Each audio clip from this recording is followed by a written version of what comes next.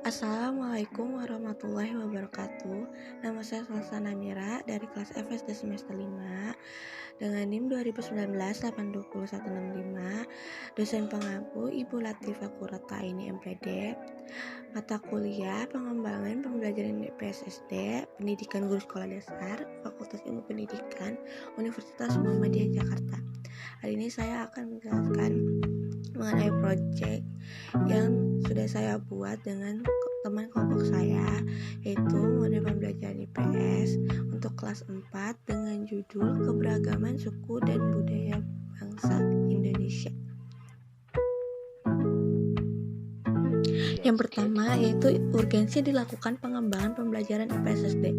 Urgensi pengembangan pembelajaran IPS seperti berwawasan lingkungan dalam menghadapi tantangan abad ke-21, mengenal generasi muda yang berkarakter, berpengetahuan sosial, nilai-nilai sosial, dan keterampilan sosial agar mereka mampu bertahan hidup dan dapat mengembangkan diri sesuai dengan tingkat kemampuan dan potensi dirinya. Hal-hal yang bisa dijadikan dasar pengembangan pembelajaran yaitu model pembelajaran, bahan ajar, dan evaluasi pembelajaran. Produk apa saja yang kami hasilkan? Produk yang kami hasilkan yaitu model pembelajaran IPS untuk kelas 4 yang berjudul Keberagaman Suku dan Budaya di Indonesia. Yang kedua, produk yang dihasilkan itu termasuk jenis apa sih? Produk yang kami hasilkan itu termasuk ke dalam jenis bahan ajar. Penggunaannya untuk kelas berapa ya?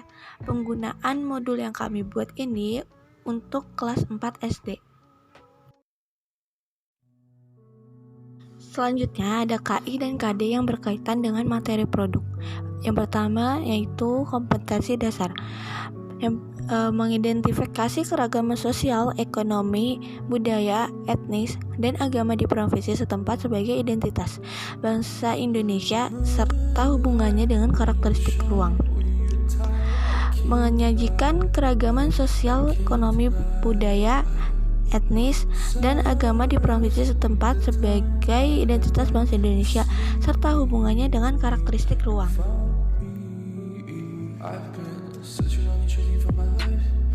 Selanjutnya ada kompetensi inti. Yang pertama, menerima dan menjalankan ajaran agama yang dianutkan. Yang kedua, menunjukkan perilaku jujur, disiplin, tanggung jawab, santun, peduli, dan percaya diri dalam berinteraksi dengan keluarga, teman, guru, maupun tetangga. Yang ketiga, memahami pengetahuan faktual dengan cara mengamati, seperti mendengar, melihat, dan membaca, serta menanya berdasarkan rasa ingin tahu tentang dirinya, makhluk ciptaan Tuhan, dan kegiatannya, serta benda-benda yang dijumpai di rumah dan di sekolah.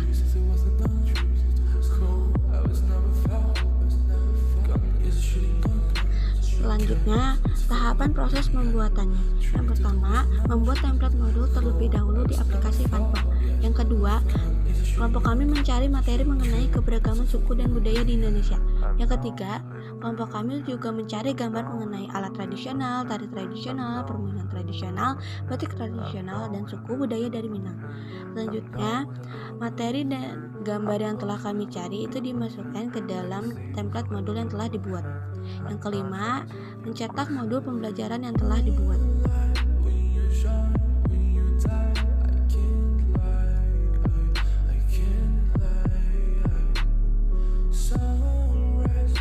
Selanjutnya, kendala apa aja sih yang kami alami selama menyusun produk?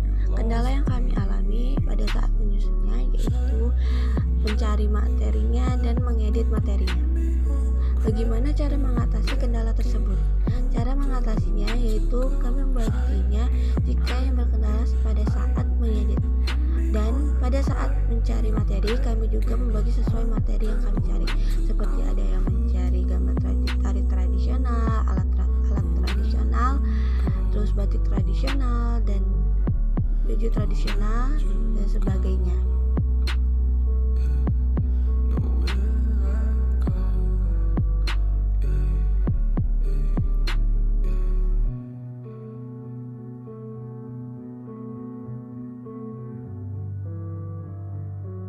Manfaat produk yang dihasilkan yaitu yang pertama, sebagai bahan ajar. Modul dapat dimanfaatkan sebagai sumber atau bahan ajar bagi siswa. Siswa dapat belajar secara mandiri di sekolah maupun di rumah, sehingga siswa tidak terlalu bergantung dengan guru. Yang kedua, dapat memotivasi siswa. Beberapa penelitian menyatakan bahwa penggunaan modul dalam proses pembelajaran dapat meningkatkan motivasi siswa dalam belajar.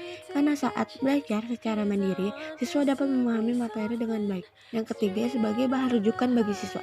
Modul yang dibuat oleh guru tentu dilengkapi dengan materi-materi dan juga informasi-informasi lainnya. Materi tersebut dapat dijadikan sebagai rujukan atau referensi bagi siswa seperti layaknya sebuah buku.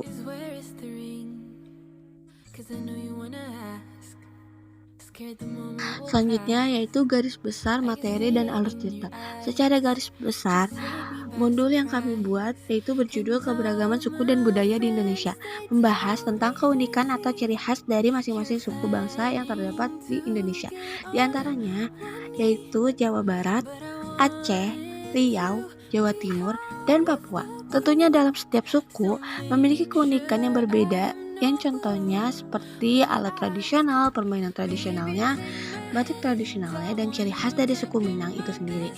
Seperti makanan khas suku Minang, rumah adat, baju tradisional, serta alat musik tradisional yang digunakan.